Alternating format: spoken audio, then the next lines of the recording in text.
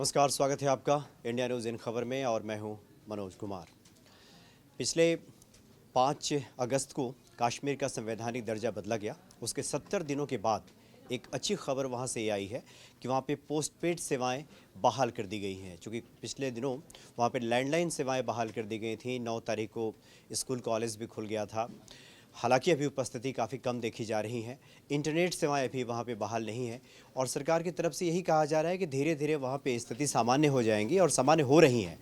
तो क्या जो कश्मीर की स्थिति है या फिर जो सरकार द्वारा बातें बताई जा रही हैं उस पर विश्वास करें तो कश्मीर में धीरे धीरे क्या अनुकूलता आ रही है? क्या धीरे धीरे वहाँ पे जो स्थिति है वो सामान्य हो रहा है और लोग धीरे धीरे क्या सहज हो रहे हैं वहाँ पे कश्मीर में? इस पे हम बात करेंगे। हमारे साथ अतुल हैं, आदर्श हैं और विद्याशंकर तिवारी जी हैं। सबसे पहले अतुल, आप ही बताएं कि क्या ये माना जाए कि कश्मीर धीरे धीरे वहाँ पे जो जीवन है वो सामान्य हो रहा है, सहज हो रहा है?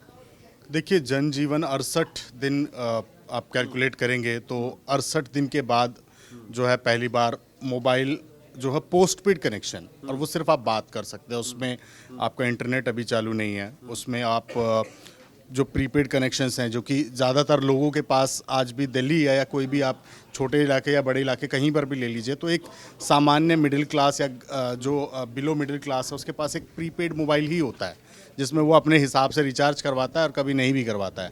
पोस्टपेड की लग्जरी बहुत कम लोगों के पास होती है कि ठीक है वो महीने का कितना बिल आएगा नहीं आएगा। तो सरकार ने 68 दिनों के बाद अगर ये खोला भी है तो वो पोस्टपेड कनेक्शंस खोला है, वो भी आप बात कर सकते हैं। सिर्फ प्रीपेड कनेक्शंस अभी नहीं खोले हैं, इंटरनेट सेवा चालू नहीं है।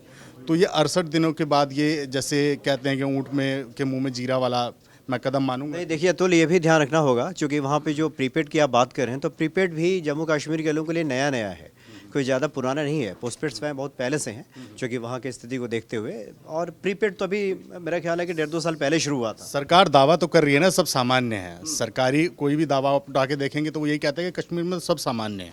तो अगर सामान्य है तो प्रीपेड भी खोल दीजिए ना, वो क्यों बंद किया हुआ है? वो भी चालू नहीं, धीरे धीरे सब चीज़ें सामान्य हो जाएंगी।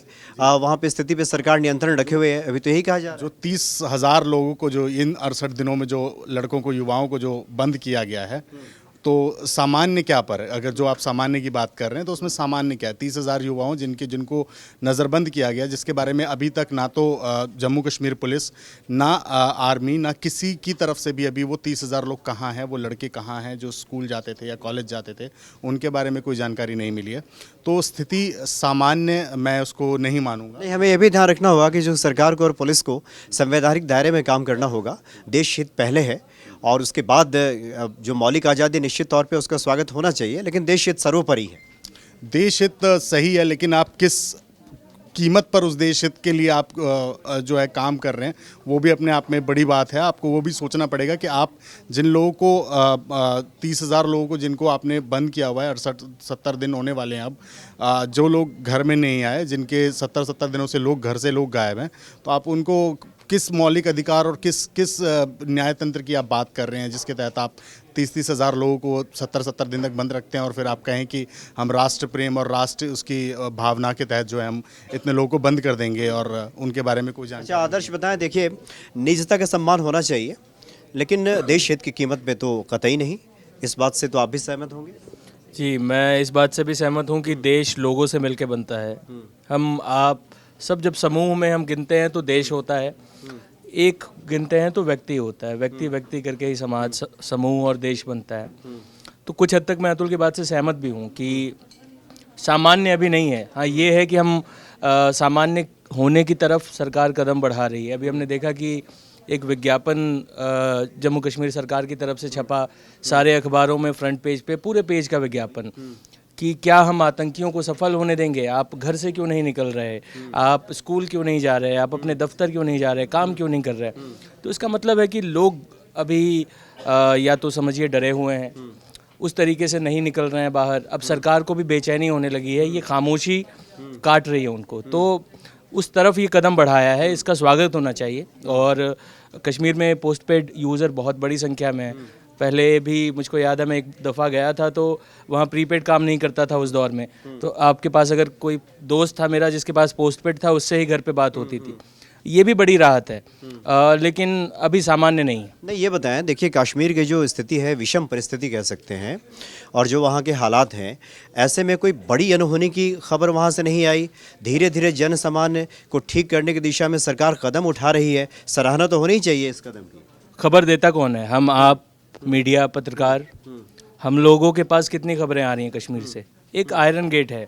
देखिए चीन के बारे में 1-1 लाख 1.5 लाख लोग उस चौक पे मर गए 90 के दशक में, खबर नहीं गई बाहर।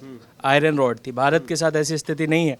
देश दुनिया के तमाम पत्रकारिता के लोग आते हैं, जायजा ले सकते हैं, लेकिन अभी कश्मीर से जो खबरें आ रही हैं वो छन छन के आ रही हैं। और जो लोग, अगर आप खबरों की ही बात करेंगे तो इंडियन एक्सप्रेस और तमाम लोग अलग ढंग की भी रिपोर्टिंग कर रहे हैं। वो लोग भी ये बता रहे हैं कि कश्मीर में ये जो साइलेंस है ये एक नया हथियार बन के, विरोध का नया तरीका बन के उभरा है। तो हर तरह की बात आ रही है। यानी आप कहना क्या चाह रहे हैं, सरकार की तरफ से जो बातें बताई जा रही हैं वो नाकाफ़ी हैं, अधूरी हैं, अपूर्ण है, सत्य वहाँ कुछ और है? वो आंशिक सत्य है। और अभी बड़ा सच ये है कि लोगों का विश्वास सरकार पर नहीं है। खासकर मैं जम्मू कश्मीर की बात कर रहा हूँ, और उसमें भी कश्मीर घाटी की। वो विश्वास दोबारा स्थापित होने में, क्योंकि आपने उनका मुख्यमंत्री छीन लिया, आपने उनसे राज्य का दर्जा छीन लिया, आपने उनको बता दिया कि अब तुम्हारी बागडोर दिल्ली के हाथ में है। ये सच स्वीकारने में, देखिए ये छीनना शब्द है, ये तो आप नकारात्मक बातें कर रहे हैं। यही तो बातें कही जा रही थी कि ये जो चीज़ें थी वहाँ पे ये उनके हित में नहीं थी। आप तो उन्हीं की भाषा बोल रहे हैं। किनकी भाषा? कश्मीर के लोगों की। तो कश्मीरी हमारे देश के लोग नहीं है क्या? नहीं, बिल्कुल है। देश का हो जाने मात्र से, देश का हो जाने मात्र से सभी बातों को सही नहीं ठहराया जा सकता। पर सिर्फ कश्मीरी की तरह या कश्मीरी लोगों की वकालत करने से मुझे आप गलत नहीं ठहरा सकते। मैं जो बात कह रहा हूँ उसे तर्क के आधार पे आप खारिज नहीं, आपने छीनने की बात की, आपने कहा आपने मुख्यमंत्री छीन लिया, आपने 370 छीन लिया। में इस देश के इतिहास में आज तक नहीं हुआ कि किसी राज्य का दर्जा कम किया गया है, बढ़ाया जाता है। अगर यूनियन टेरिटरी होती है तो उसको राज्य का दर्जा, प्रगति मिलती है, जो अलग राज्यों के लोग मांग करते हैं। हमने देखा तेलंगाना। लेकिन ये आपको पता होगा कि किस परिस्थिति में कम किया गया है। मैं ये नहीं कह रहा हूँ कि सरकार ने अलोकतांत्रिक काम किया, लेकिन ये तो एक तथ्य है कि जम्मू कश्मीर से राज्य का दर्जा छीना गया। ये बात एक ऐतिहासिक तथ्य। छीना गया या हटाया गया? हटाया गया। तो इस हटाने को आप जम्मू कश्मीर के नागरिक के तौर पे देखेंगे तो उनके लिए ये वो हक है जो। आप क्या कहेंगे, छीना गया या हटाया गया? मैं तो कहूँगा कि देखिए, अगर सरकार के नज़रिए से देखिएगा तो सरकार ने हटाया। आपका नजरिया क्या? और जम्मू कश्मीर के लोगों की तरफ से देखिएगा तो उन सरकार आप ने क्या किया है। कहना चाहते हैं, खुल के बताएं, आप क्या कहना चाहते हैं? मैं वही आपको बता रहा हूँ। और एक पत्रकार का नज़रिया होता है कि वो दोनों पक्ष देखे और सामने रख दे। मैं क्या सोचता हूँ एक इंडिविजुअल के तौर पे, इससे हमारे देखने वाले लोगों का कोई बहुत भला नहीं होगा, लेकिन उनको दोनों तथ्य तो मालूम होने चाहिए। एक जो तथ्य सरकार का है और एक जो तथ्य जो वाकई तथ्य है। देखिए, छीनना शब्द अपने आप में काफ़ी नकारात्मक भाव लिए हुए है, और जो हटाना शब्द ये जम्मू कश्मीर के लोगों के हित में लिया गया फैसला है। अब तक तो यही प्रचारित और कहा गया और हमने देखा भी है। चलिए आप बताएं, इनकी बिलों की बातों से आप कितने सहमत हैं, या आप मानते हैं जो सरकार कदम उठा रही है धीरे धीरे ही चीज़ें बदलती हैं, धीरे धीरे ही अनुकूलता की तरफ हम आगे बढ़ेंगे, तो इसकी तो सराहना होनी ही चाहिए।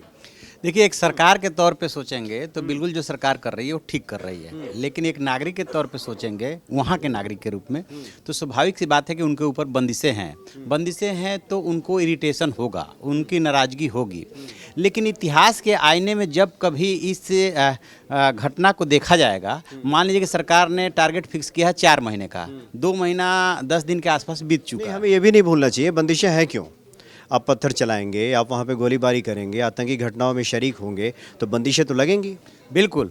तो मैं ये सिर्फ ये कहना चाह रहा था कि 4 महीना कुछ भी नहीं होता है। जितनी बड़ी समस्या वहाँ की रही है शुरू से लेके, आप पहले वो 46-47 वाला सोचिए, फिर उनका पाकिस्तान का टैक्स सोचिए, उसके बाद यूएन में जाना सोचिए, और उसके बाद उस समस्या का बढ़ जाना सोचिए, तो उस हिसाब से 4 महीना कोई काउंट मायने नहीं रखता है। एक चीज़। दूसरी चीज़ कि अभी तक शोर मचाया जा रहा था कि आप वहाँ से बंदिशें हटाइए, बंदिशें हटनी शुरू हो गई। लद्दाख में शांति है, जम्मू में शांति है। अब आते हैं कश्मीर के 4 जिले, 10 में से 4 जिले में समस्या आ रही है, ठीक है।